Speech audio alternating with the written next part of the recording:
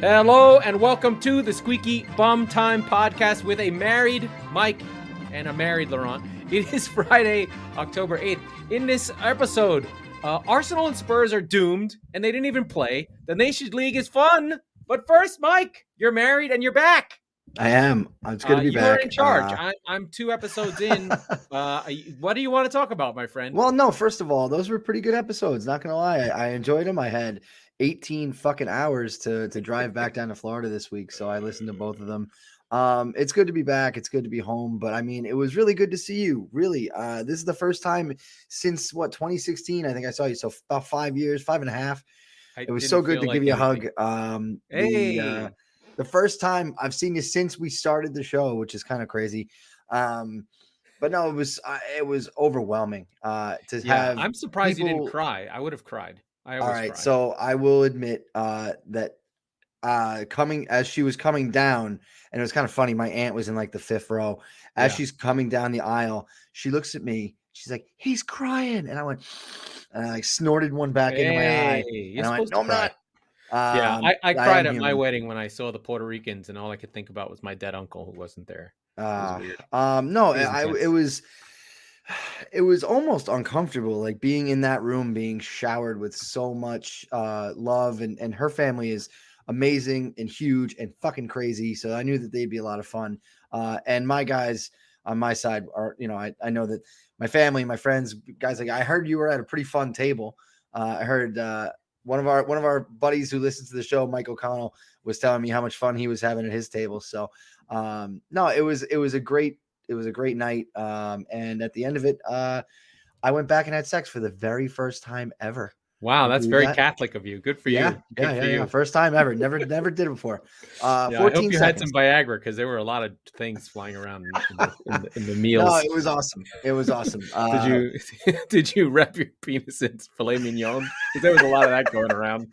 There's a lot of filet mignon. It's big portions. No, it was real fire hydrants worth of. It was good. I don't We're think doing dick jokes. We're downgrading to dick. Good. I don't think there were any football references at the wedding. Chelsea Dagger played for the entrances. That's a London thing, but not really. That wasn't the inspiration for it. But no, it was an unforgettable night. But let's go back. We haven't got your take on the doom that was Spurs, and then the out of the blue performance of against Aston Villa. I thought that was incredible. I don't know how much you watched, but I did watch that whole game. I was like, what the fuck? I just bet against this team. I heard about that. And they showed up. Like Sonny was like, I got this. I didn't get to see any of Liverpool City, and I still haven't even caught the highlights, but I've heard all about it. I read all about it. I just didn't get to see it yet. It was good. But yeah, I watched the whole Spurs match before I was on the road. I don't even fucking know where I was on Sunday. Very interesting. I heard you talking a lot about Eric Dyer, and I don't disagree, but he's the one who's got to go. He's been better than last season. In fact, when we won 3 games, he was one of the backbones. Weak link, right? Sure. He's the weak link that they have to protect. Well, yeah. And so it makes you sit the 2 deep, right? And you have to be counterattacking. If he was better at defending in space, you wouldn't need him to be there. So whether it's him or it's Sanchez, and by the way, I was thinking about the show before, and I was like, we're not going to talk about Tottenham because it's an international break, but I guess not. No, I mean we can talk about whatever. We're free. I was excited. I was like, I don't know. Everybody's who's listening is like, I don't want to fucking hear about Tottenham, but sorry guys. I wanted to hear about Tottenham because I lost. I was like, that was the surest bet of Aston Villa like kicking on and taking out Spurs, and they just didn't.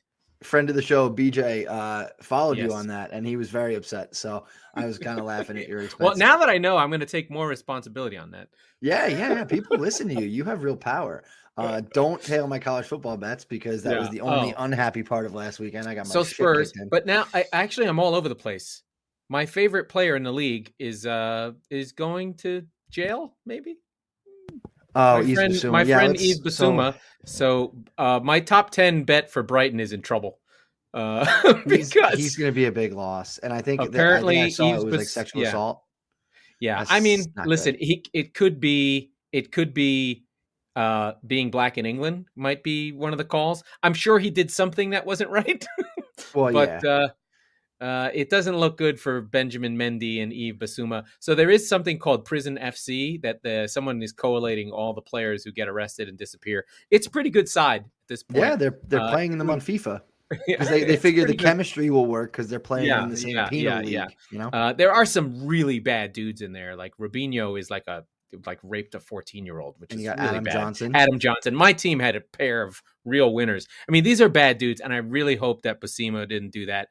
But I mean, granted, I don't know him. I just know him from watching him play, and I really loved him. And he was really making my boys in Brighton go, who had an incredible performance against Spurs. I mean, against Arsenal, did everything but score. They put the whoop on them, but now they're in trouble. Like, is that like classically Brighton? Is that like no, like Spursy is a thing? Is that like Brighton-y? There is no Brighton-y.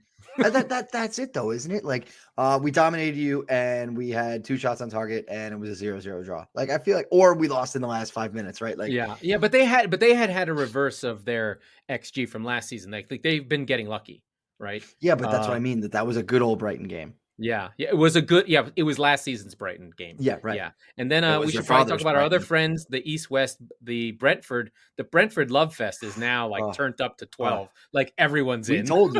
We told you. I was on that shit. Yeah, we told you early on about Brentford. I'm in love. I knew, man. Let me dial it back. Let me close the book on Spurs, and we will stop talking about them for the rest of the episode. But yeah, you were saying so if you put Sanchez in for Dyer.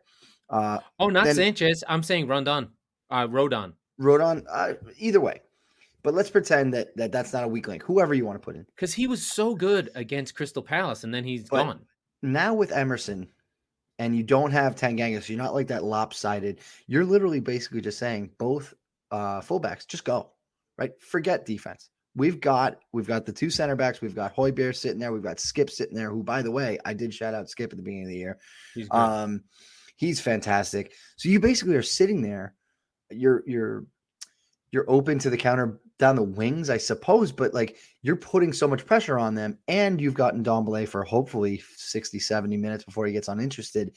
And then he was good. Son is on another planet right now. So he might be the best player not named Salah in the league right now. Yeah, I mean, the issue City players always have is like when you do these best 11s, they don't play enough. So they never get. There's so many good players on City. Right. It's like the hockey team that runs 4 lines deep and no one ever scores all the points. They're like, yeah, we have a guys just for like 5 different lines. We can just do whatever. Yep. And you're like, was that team good? Because you're trying to like get historical context. But they're awesome, right? Exactly. You're just like, this team's ridiculous. What do you mean? The team that they left off, it's like, oh, they could beat the Americans, no problem.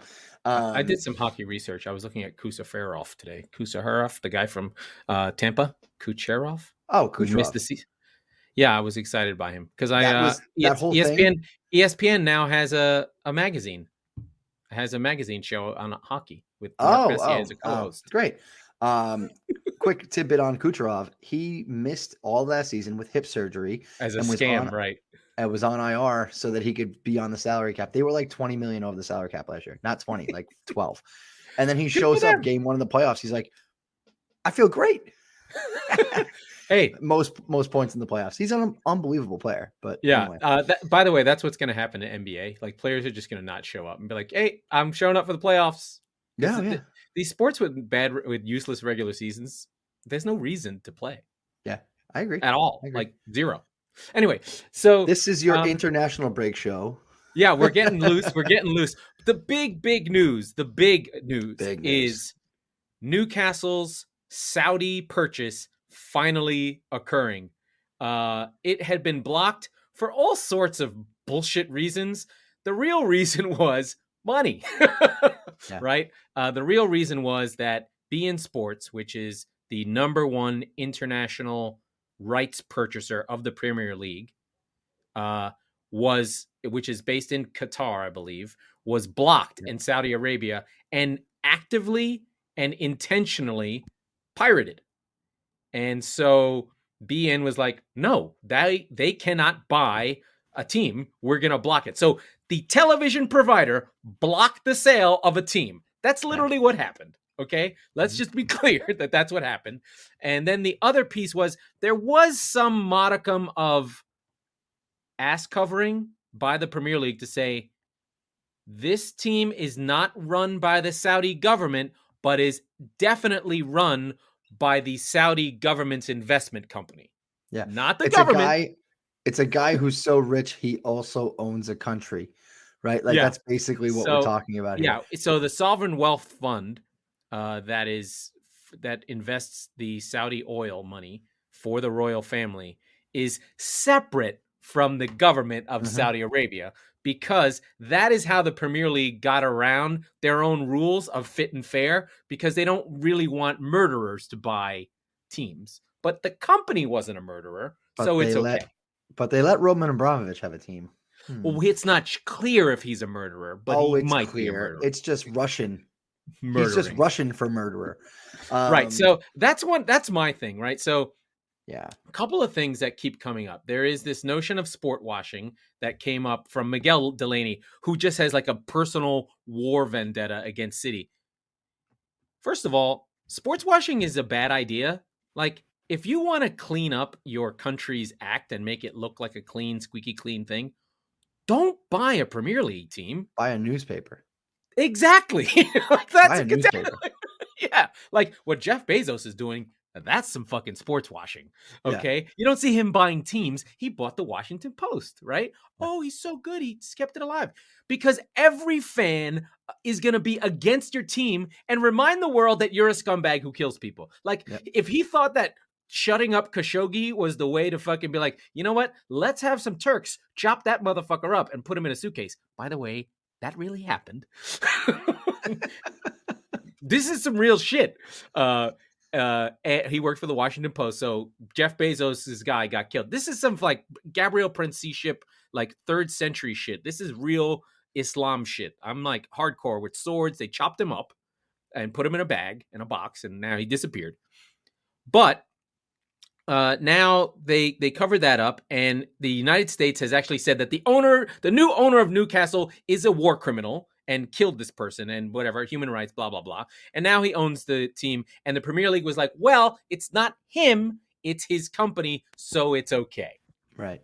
That's where we are. Now, the money difference is City were rich at 24 billion. This sovereign wealth fund is 300 billion. Yeah. That's like, you know, it's the Milky Way cities. It's 12 cities. Now, I don't think they can't, cities. Right? They can't spend all that money at once. City got in under the line before financial fair play. They're going to have to do some creative, Arab airline type sponsorship deals that increase the revenue of the team. Yeah, well, that's the thing. Yeah. They're going to have 18 months before they increase revenues dramatically through sponsorships and whatever else, which you could almost argue they're going to get a cut rate deal on whoever these sponsors coming in are. This is how they're going to pitch it to them, right? Because it's like, look, idiot, I have $300 billion to spend on this fucking football club. Get in now for the price I'm giving you. $100 million. What I'm telling you is get in for the price I'm giving you now. I'm going to go full guinea on everybody. Listen, buddy, I'm making you an offer here. You're going to get in, and this name is going to be synonymous with every trophy in world football. Right. So you're going to have your name is going to be right next to the Champions League trophy, the Premier League trophy, the FA Cup, all that stuff. You are going to be everywhere. Right. The same way Etihad Airways is. You're going to take down all those Sports Direct signs that Mike Ashley had been using for free. Well, free. How much advertising did he get for that for every time I know what Sports Direct is? On? Yeah, I never knew what it was. It's basically it's garbage. It's fantastic. Shit. Well, no, not even Fanatics. It's shit. I actually bought something from there for Christmas. It's shit Models because I've been in a few of them. It's terrible, but it's a bum. It's a shithole. Yeah, and Models is out of business, so Mike Ashley will probably disappear as well. Exactly. So but for the Newcastle fan, I'm going to look directly in the camera and tell you what you're going to need to do. You are now going to have to defend the Saudi Arabian royal family and talk about oil and learn all the fucking weird shit about your team's owners, because that's the shit that's going to come at you from now until forever. Get ready, because as a Manchester City fan, whatever you do will never count. Whenever you win the league, it won't matter. You'll always be oil. You'll be new schmassel. And Liverpool and Manchester United and Real Madrid and Bayern Munich will have done it the right way, and your history, whatever it was, Alan Shearer, will no longer matter. It'll only That's the matter thing. that you were owned by a Saudi prince. So two Sorry. takeaways for me. That it's they're sort of a former power that fell on hard times, right? Okay, let's step back. They were never a real power. There is a, sorry, let me back up a little. I'll give a little history lesson. The reason that team has fame is because in the early years of the Premier League, they had a famous side that went toe-to-toe with United and lost, right? It was one season under Kevin Keegan, and is a famous interview, and it gets replayed over and over again. It's him going, I would love it. I would love it. And he's freaking out. And that's when I don't understand the context of why that was bad. It's just that he freaked out in an interview and he's just like, I would love to beat them. And that was the end of it. Then they sort of slipped down a little bit. They have a period where they're kind of lame and kind of weak. Then the world famous coach, Sir Bobby Robson, gets a hold of them, famous for actually having managed Barcelona. Really good documentary, worth watching. I think it's on Amazon, about Bobby Robson. He was the manager of England in 1990. He manages Barcelona. He brings Jose Mourinho is his protege. He's from the Bobby Robson tree. He was his translator. And he brings a little bit of class and sort of keeps Newcastle United in line in the early 2000s. And then they decline. Mike Ashley buys them. And it's 13 years of bottom of the table relegations, 2 relegations over the 12-year period. They have one super duper weird fluky season where they finish 5th because Jabril Cisse and Demba Ba go fucking bananas and score 20 goals between them as January transfers, which is insane. So they are a big club. They are the way those Northeast clubs, the way Sunderland is a big club and gets a show. Newcastle has literally a show called the Geordie Shore. So they to give you a sense of where they are. But now they are owned by a sovereign wealth fund. And be happy, Newcastle fans. Enjoy it. I'm torn on it.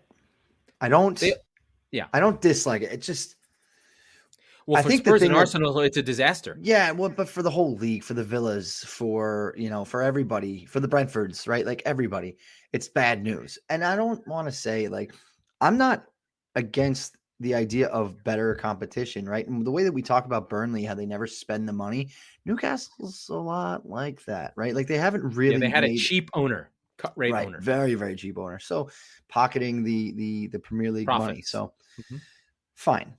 I'm not against if Newcastle were to start spending money and Newcastle were to come back into the, call it, top half conversation, if you will. If they were Villa. It's going to be fucking hard. But no. But what I'm saying is if they were to do that with the resources that they have now, which wouldn't be that difficult, by the way, to get from where they are to like 11, 12 is what I'm saying. They got to 12th with Rafa. But Rafa, right? Like that was mostly him. But what I'm saying is like Rafa didn't want to stay. He's like, fuck this. That was so miserable doing that. He should go back. You've got one of the most exciting players in the league. If you put players around him, in St. Maximin, obviously. But if you just you have pieces there.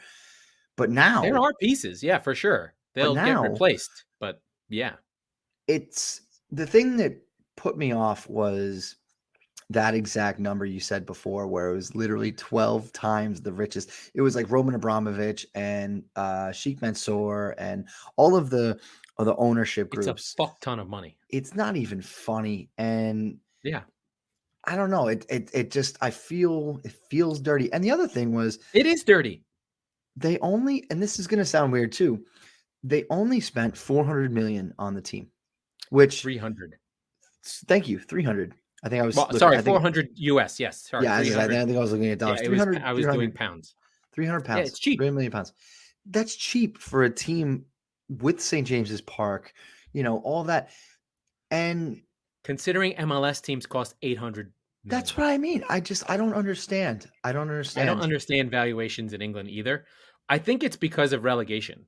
that they can. Oh, And it's the I just risk of don't it. think Absolutely. I don't think they generate as much revenue. The seats are relatively cheap. There's only the 38 dates.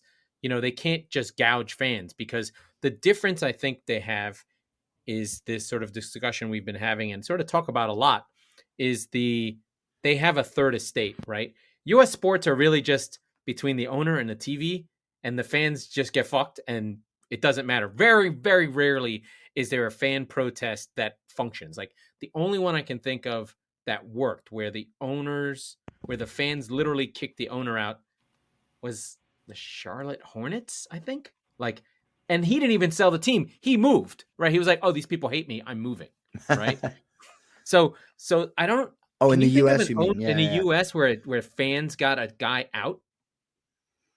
Donald Sterling's a unique case. But, That is a unique case. But it was after 35 years, and the league took. What about the team the Reds? Was that Marge Schott? She stayed for decades. Yeah, she did. She did. Right? So you can have, and the owners don't really have control over it, right? The league can control it and decide. But in England, you do have to deal with fans as an estate, because they will fucking hammer you and show up at your house and organize protests. And the Newcastle fans have been trying to get this team sold from Mike Ashley for 10 years, at least 10. They hate him. He's loathed. And so, yeah, like I said, I'm happy for the Newcastle fans, because they're likable enough, and I don't have anything against them necessarily. They're from all the way in bumfuck up there. Like, why would I have any problem with them as a Tottenham supporter? Sting is from Newcastle. That's right. But it just feels like they got what they deserved, the fans, and they got a little extra too. They got about 300 billion extra, excuse me. I missed a zero. I don't know, man. The thing that I think about is, now I'm on like year 40 of sports, right? Like, I'm 5 maybe, started watching sports. Sports are always in decline, ending, and it's always the end of the world, right? Free agency is going to destroy baseball. If we have a draft, it'll destroy baseball. If we do this, it'll destroy this. The strike is going to destroy baseball. The players make too much money. It's thug basketball. Ironically, baseball is what's killing baseball. Right. But they're probably making more revenue than they ever did.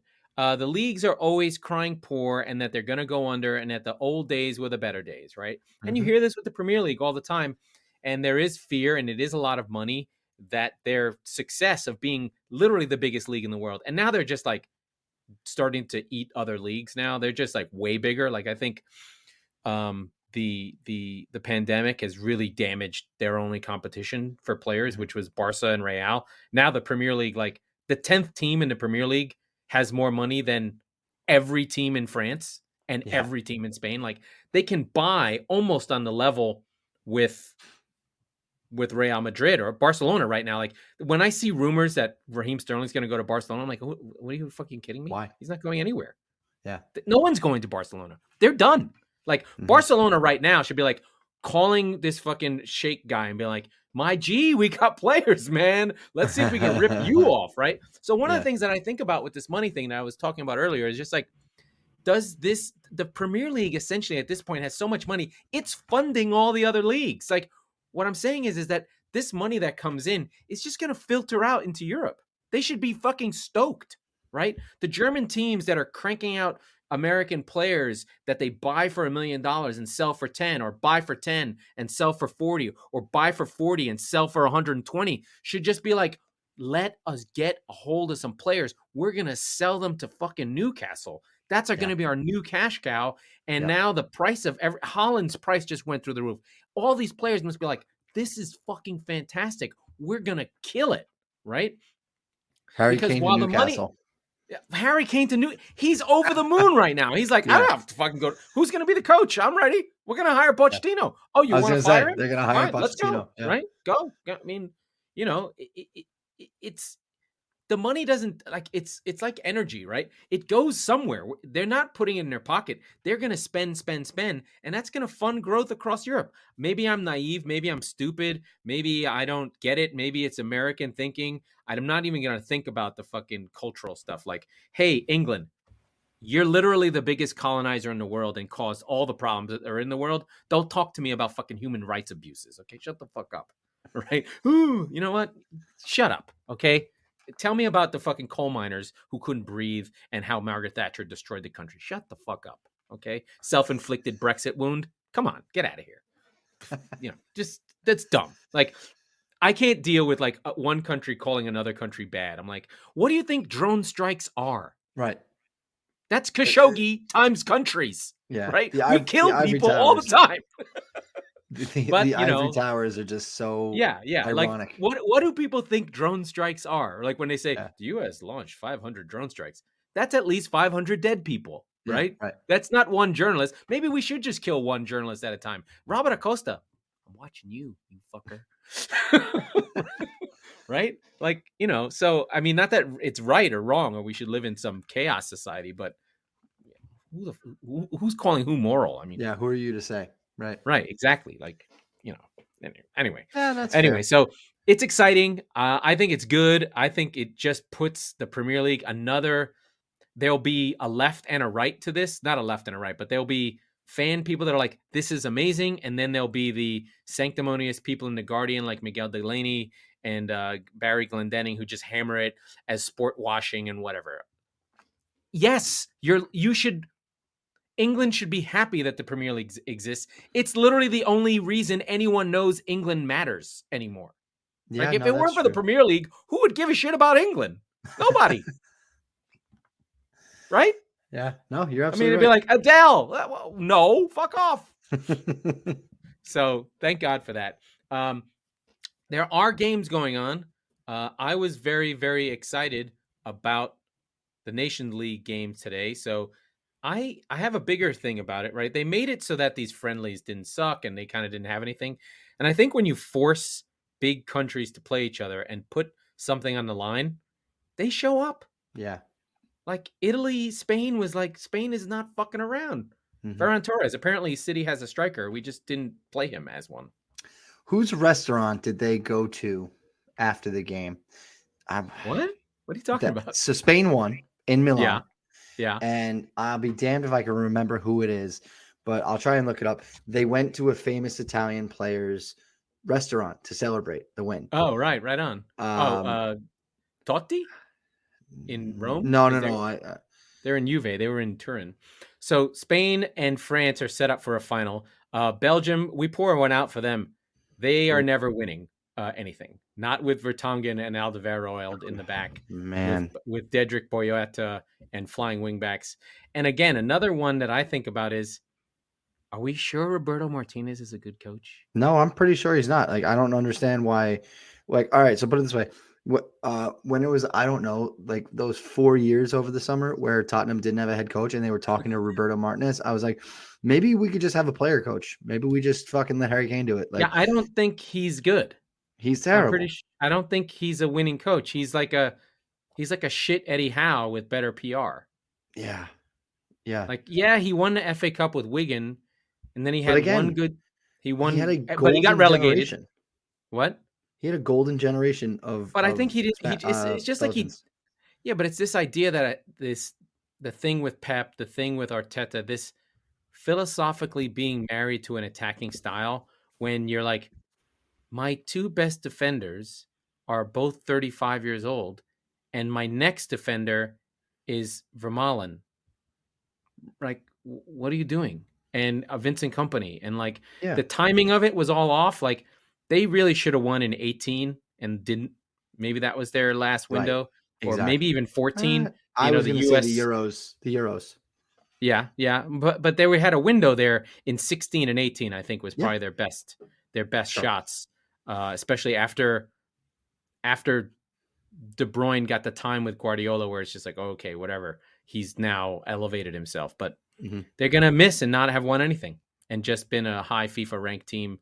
Because one thing we know is defense in these tournaments matters. Like, yeah, you can play attacking styles, but what did Italy do when they had to win that fucking thing? They put Chiellini and Bonucci in defense and they went to war, right? What does France do with all the great attacking players?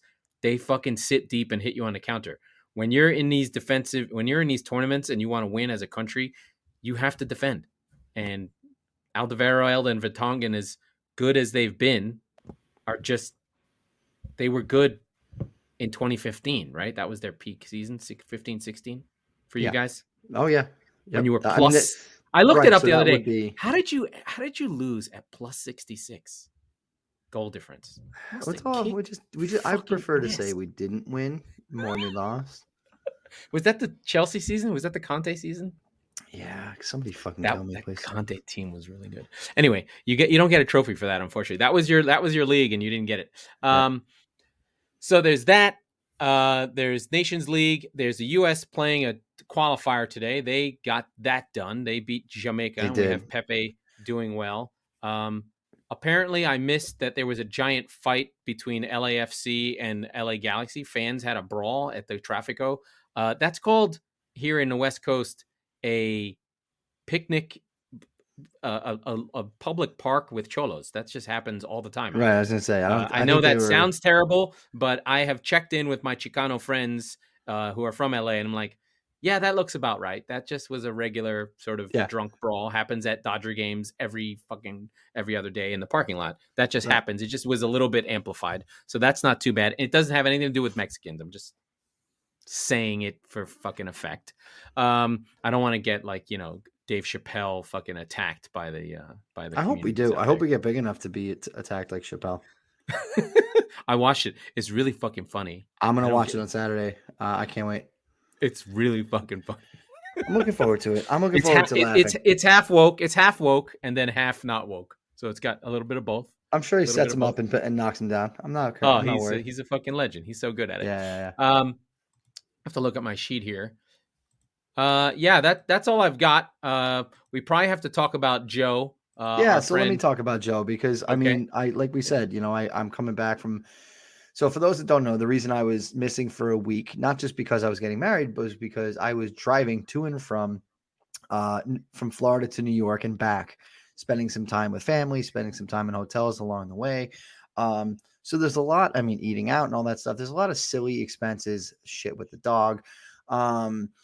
So my friend Joe, you know him by now, at Attitude of Gratitude Consulting. Really, I talked to him. I was like, look, this fucking wedding is so expensive, blah, blah, blah, blah.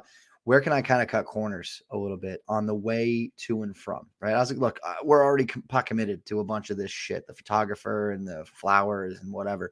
But where can I basically try and, find an easier way to do it on the way up? So instead of going to the swanky hotel with my missus to be and the puppy, we found, some what was it, Hilton Garden Inns, shall we say, and so just like some cheaper ways to kind of figure out, easier ways to kind of do the same things we were doing, just for a little bit, smarter, right? And that's really just an example. We're scratching the surface of the stuff that he offers. That's common sense. Mike, you shouldn't need Joe from Attitude of Gratitude Consulting to do that. You're an idiot. That's all true. But the way that he works with us with future planning and stuff like that. I mean, we're talking about potentially having kids. I know. Could you imagine another one of me in the fucking world? But things like that where my life got really real in the last 10 days. And Joe's been there the whole time talking to me through, what the next steps are going to be and how to get there. So do me a personal favor. Go to attitudeofgratitudeconsulting.com. You'll see his number right there. Give him a call. Tell him we sent you. And he'll be like, oh, those morons. Yes, us morons. He's a great guy. And I would feel confident having you put your trust in him the same way myself and Laurent have done. So one more time, attitudeofgratitudeconsulting.com. I meant to do that. That was a long read, Mike. I really went for it. It was feeling. It was deep. We made it to a half an hour. I have a feeling in that one. So it's the international break. That's great.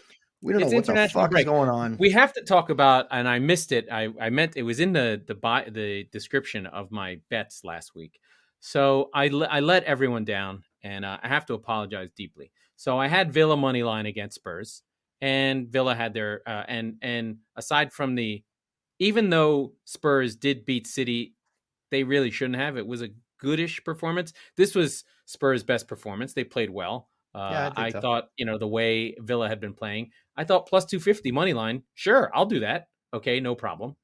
Then I took the draw on Wolves Newcastle because they had drawn the last 6 times they played. I did my fucking research. That was plus 315. I felt good on that one. I was like, yes, this is going to happen. I feel incredible. Then I had Everton plus 625 to win in Old Trafford. And that bitch, fucking Tom Davies, decided to pass it. I was so fucking close on that one. I was feeling it. I have this new betting philosophy. I'm like, take whoever's playing United at home for a draw or win when the coach in your heart is a better coach. So like you can do the draw, like double chance, if you will, like a win or a draw. I should have done it, but I was feeling frisky. I had it as a draw, and then I changed it last second into money line.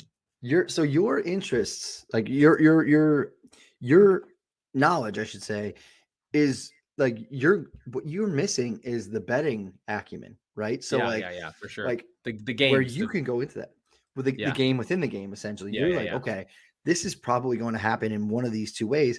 You could get fucked on a call or whatever happens. But I had a parlay too. The parlay was good too. Let me just finish the parlay. I had Burnley, Chelsea, and Leeds, which almost hit, but fucking Burnley couldn't beat Norwich at home. Oh, Burnley. That would have saved me at plus 330. I took all really good favorites. See, that's what I'm saying. If you, especially in parlays, if you do a couple of double chance on parlays, you've literally doubled your odds of winning. So the payout won't be that great, but if it's a parlay, you're still coming out on top anyway. So I know. I look at all those Aka crackers that the English have. They have like the weirdest ones though. There's 3 cards, 2 shots, a ham sandwich, and Spurs winning. 1 to 500. You're like, yeah, let's fucking do it. But listen, I'm doing it for fun. I still think I'm up, but I'm 5-14, but I'm plus 200 in the money on $10 bets. So I'm still up, but my record is bad. But if you stick with me, I think I'll hit on those. I think betting against United is really the way to go. Fade Ole. Yeah, like especially like really good coaches. You're just like, he's gonna get beat. Like, Villarreal, when they play them at home, they're gonna beat them easy. Like, he's got to go away to Villarreal. They're gonna get murdered. Yeah, they almost lost. They almost gave up 4 goals. So yeah, fade Ole for sure. That is my recommendation. Not when they play big teams though. They don't have they show up. Especially because it's more of an instinctive time to play. But if they have to break somebody down, like if they play Brentford, Brentford's gonna fucking light them up. I'm excited for that. Can you see Mbeumo on the break? I can. Oh God! I can see him. I can see him hitting a baby in the head in the fucking 20th row. Can you see Ivan Toney just muscling Lindelof? Like, just get the fuck out of here. That's something I can see. That's my problem though. That's my problem with Brentford is that I just don't believe in Mbeumo, and he scares the shit out of me. He's gonna miss. He misses chances. He has fucked me before, and I've gotten burned on that. So, but now we've got Wisa pulling out those draws and wins off the bench. Yeah, fucking legends. Yeah. So, all right, let me ask you this: going back to Newcastle. Oh boy, Thomas Frank for Newcastle. Oh, dude, seriously. That's what I was gonna say. Like, actually, so you've seen the video of Griezmann playing Football Manager, right? And he's sitting there and he's managing Newcastle. And I think he looks over at it wasn't Mbappe. It was Mbappe because it was during the Euros. And he turns to him, he goes, I just bought you for 140 million pounds. He's like, oh, cool. Where did I go? He's like, Newcastle. Like, that shit's gonna happen now. I do wonder if so there's it's so much open speculation. Like, they literally have, like, Steve Bruce is dead man walking. He's gonna get fired tomorrow. Right? Yeah. Right? Yeah. Who do they bring in? Like, that is the first signal. Do they go with like Conte? You know what I mean? Is it gonna be Conte and they just let him buy players? But I don't think they can do it that way because he needs specific types of players to make it work. Do they try and go like siege mentality Mourinho, or is he good with Roma right now? Like, or do they try and build something and really, try and work from there? Or does Rafa just really fucking pull a Liverpool and really stab at Everton and just like, yo, fuck you, I'm going back? That would be amazing. They'd hate him forever. He would never be able to go back to Liverpool ever again as a city. So, all right, you have to look at it this way, because he might get sacked, but like they're not going to bring in the guy tomorrow, right? Like they're going to January at the earliest, but like they're going to wait until a Tuchel. They're in the relegation zone, dude. They need a real coach now. They're too good to be this bad. They need a coach who can keep, Big Sam for the end of the season. No. Seriously, think about this.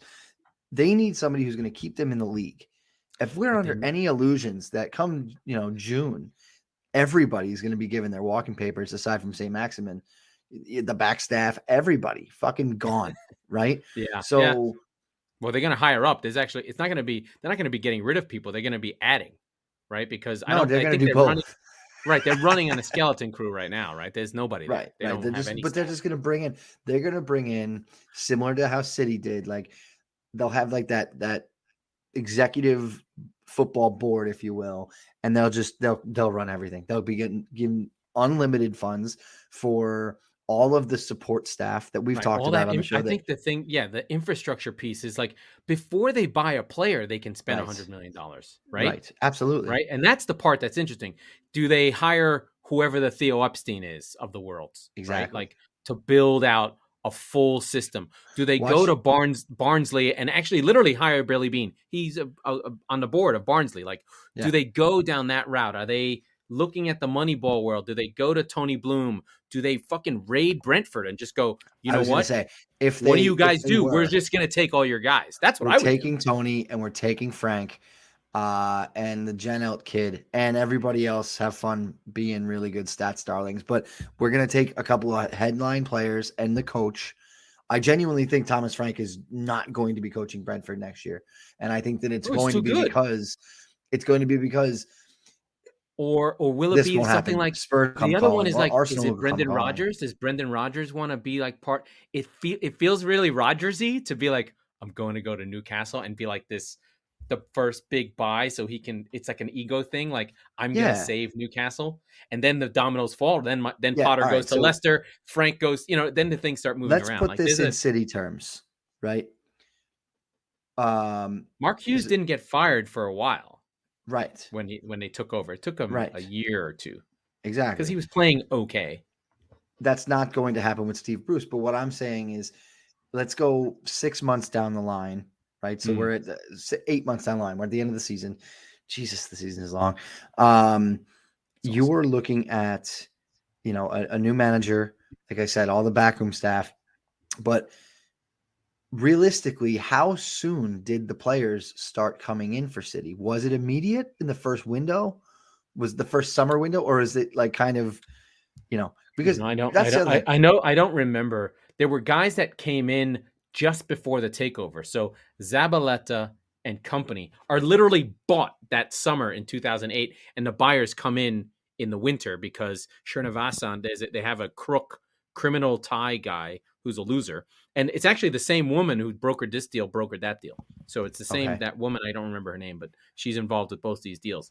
But the first purchase was Robinho as a splash. They're like, we're here. It's cool. And it's like $40 million. He comes from Real and he thinks that he signed for Manchester United, but he signed for Manchester City because he didn't know. And he's the rapist who's in jail now. Right. And that's the guy that Sir Alex was mad about, right? Yeah. Noisy neighbors. Yeah. So that's what I'm. Look, we talk about it all the time too. One major signing is not going to make this team a European contender, right? They're going to have to build. They got a long way to go. I mean, look, are they going to go absolutely buck wild next summer? Yeah, probably. Right. But like, especially. Oh, no, it was September 1st, last day of the window. They got Robinho went to City. But in 2008. So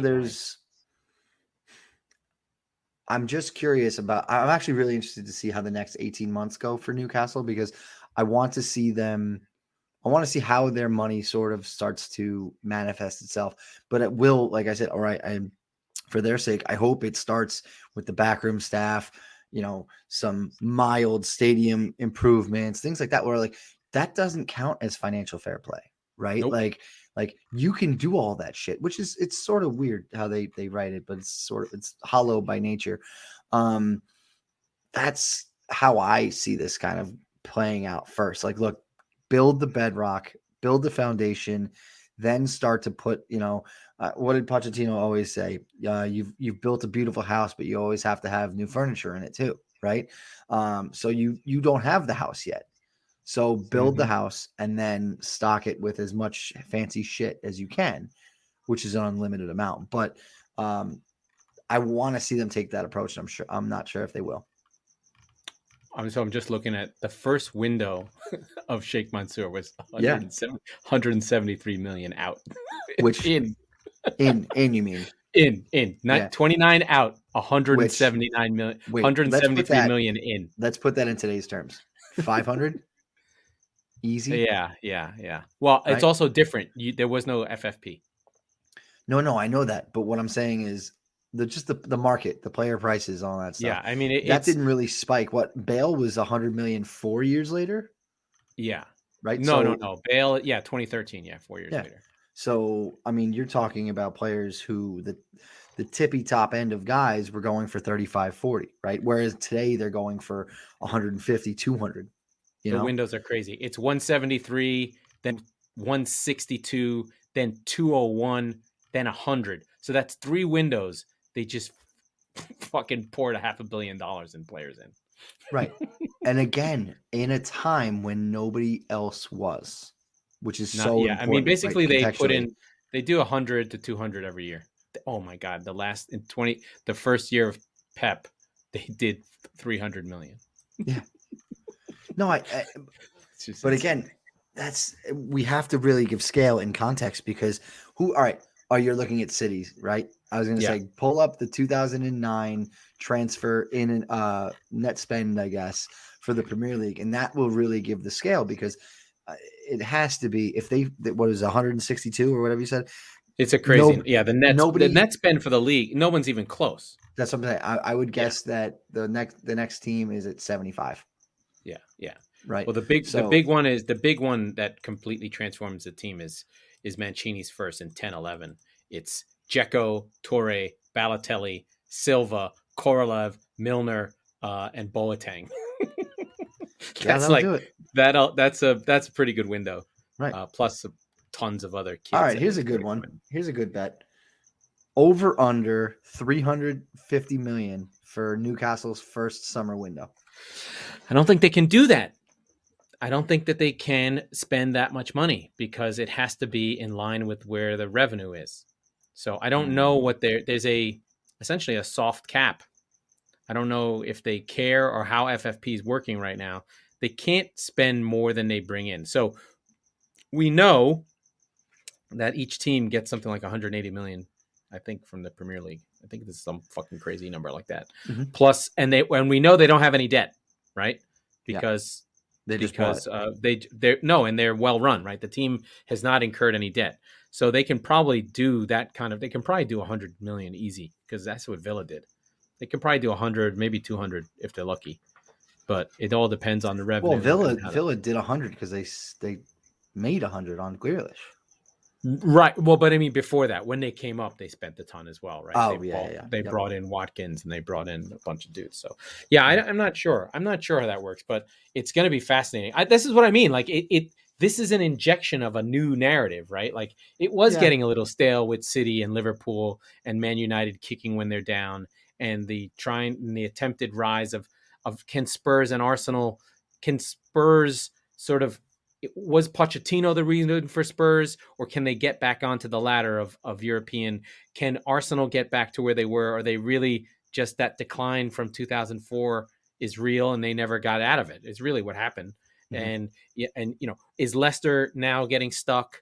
Do they need to change this? And then, you have the ambitious teams that are lower than that group. I feel like Villa, Brentford is there. I think Villa, Brentford, Brighton, these are all teams that really want to be in the top 10 and expect to be there. And Wolves a couple years ago, right? And Wolves a couple years ago too were sort of like, hey, they've got a good owner that they're pushing for. So there's a handful of teams on the way up and a handful on the way down, and we still have the yearly jeopardy of 3 teams go down, 3 teams come up. Yeah. And somebody has to go, right? Yeah, but you're right. It's sort of stale in the sense that like the best team in the league this year cares more about the Champions League than the Premier League, and Chelsea cares more about the Premier League than Champions League. So aside from those narratives, I guess you could say, I mean, we have been wanting for a new challenger, if you will, right? Like we haven't gotten it, and it's partly because City and Liverpool have pulled so far away. But this doesn't do it overnight, but you will see over the next 5 years that Newcastle will be in the European spots, which, as we alluded to at the top of the show, is bad news bears for Spurs, for Arsenal, will for they? Leicester. It's the thing that makes I think this is the piece that it's somewhat forgotten. I think challenging. I didn't say they'd be in them. No. There's only 5 spots, 6 spots. Yeah. Well, there's 7, right? 7 if you count the. Never mind. I don't want to talk about it. Anyway, let's not talk about that. But there's really 5 spots, right? Or 6. Yeah. Right? 2 Europas and 4 Champions League. Yeah. And there's going to be now not a big 6, but 7 teams for those 6 spots, and that doesn't even mean, and that doesn't account for gate crashers like Leicester and Aston Villa who are trying. And I put West money Ham. on West Ham. I mean, West Ham, they're for sale, by the way. That's another one. Jeff Bezos. Don't you fuck me, Jeff Bezos. Those nerds, they don't even get it, man. It needs to be. That's the thing. It's always the sort of sovereign wealth fund people. The thing that's funny is like you look at the other wealth is like some of these people are really rich and don't spend any money. Like the Cronkies could really be like, we got this, right? Yeah. I mean, sorry, Arsenal do spend a lot of money, but it's all relative to whatever. Anyway, Yeah. Mike, let's wrap this up. We could chat about this kind of stuff forever, but this is the stuff I love. I missed you tremendously. And that was the Squeaky Bum Time Podcast with Mr. Mike Salerno and Mr. Laurent Courtines. We are the football wing of the Chop Sports Network. We record on Tuesdays and Fridays, so be sure to subscribe wherever you get your podcasts so you never miss an episode. And if you're listening on Apple, please review the show so we can have more people listening. We are growing, and we need you to grow like a penis.